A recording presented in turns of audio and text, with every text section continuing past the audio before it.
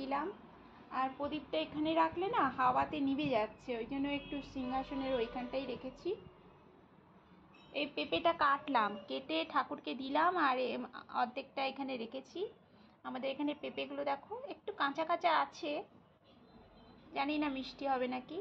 বন্ধুরা সবাই কেমন আছো? আশা করি সবাই ভালো আছো। আমরাও খুব ভালো আছি। এই যে স্নান টান করে পুজো টুজো দিয়ে দিলাম, মা দুর্গার পুজো হয়। আর ওই পাশে দেখো একটু জুম করছি, এই যে এই ছোট্ট মন্দিরটাই আছে, রাম লক্ষ্মণ সীতা। আর এই পাশের মন্দির আরেকটা দেখো, এখানে হচ্ছে আয়াপ্পা স্বামী মানে কার্তিক ঠাকুর। সমস্ত কাজ হয়ে গেছে, পুজো আচরা সব কিছু হয়ে গেছে। এখন খাবো মুড়ি, মুড়ি আর মিক্সচার একটু পেঁয়াজ কুচি দিয়ে। অনেক দিন ধরেই খেতে ইচ্ছা করছিল। সন্ধেবেলাটা আমাদের সেরকম খাওয়া হয় না, যেহেতু আমি একটু সন্ধেবেলায় যোগাসন করি, মানে চা টা খাই ওই 5টা সাড়ে 5টার দিকে চা টা খাই, তারপর 7টা সাড়ে 7টার দিকে একটু যোগাসন করি, ওই জন্য খাওয়া হয় না। যাই হোক, অনেক দিন পরে একটু মুড়ি মাখালাম। মিষ্টির বাবা তো একটু দই ভাত খাবে বলেছে, ওর আজকে ডিউটি নেই, ও গেছে একটু বাইরে কাজে, চলে আসবে দুপুরবেলায়। আর গতকাল এই শিমগুলো পেয়েছে, দেখুন কতদিন পরে দেখলাম যেন এই শিমটা। তাই এটাকে দিয়ে একটা ভালো রেসিপি বানাবো, যেটা মিষ্টির বাবা খুব চেটেপুটে খাবে। একটু মশলা দিয়ে, পোস্ত, সর্ষে, তারপর একটু টমেটো আর রসুন পেস্ট আছে, সেটা দিয়ে করব।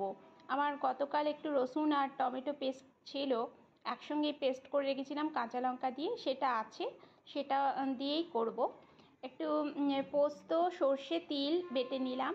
আমি সর্ষে আর পোস্তর সঙ্গে সবসময় একটু তিল দিই, তিলটা উপকারী তো ওই জন্য। আর একটু কালো জিরা ফোড়ন দিয়ে সর্ষে তেলে এটা ভাজতে বসিয়ে দিলাম। কচি আছে, বেশিক্ষণ লাগবে না। চলুন এটা ভাজা ভাজা বেশ ভালো করে হোক। একটু ভাজা ভাজা হওয়ার পরে মশলাটা দিলে না বেশ মানে কষাতে সুবিধা হয়।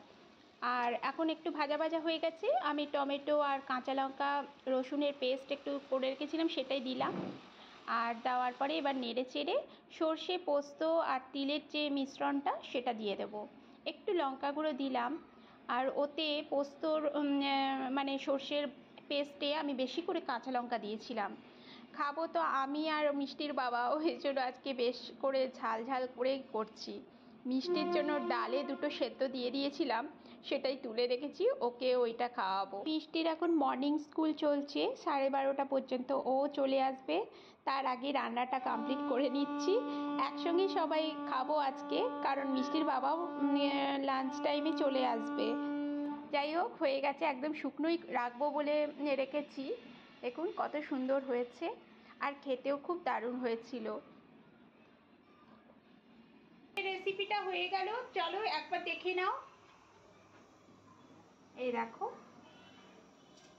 একদম মাখা মাখা সিমের রেসিপিটা হয়ে গেছে। কেমন হয়েছে অবশ্যই কিন্তু কমেন্ট করে আপনারা জানাবেন। আপনাদের কমেন্টগুলো আমার পড়তে অনেক ভালো লাগে। আর সবসময় পাশে থাকবেন। আজকের মতন বাই বাই।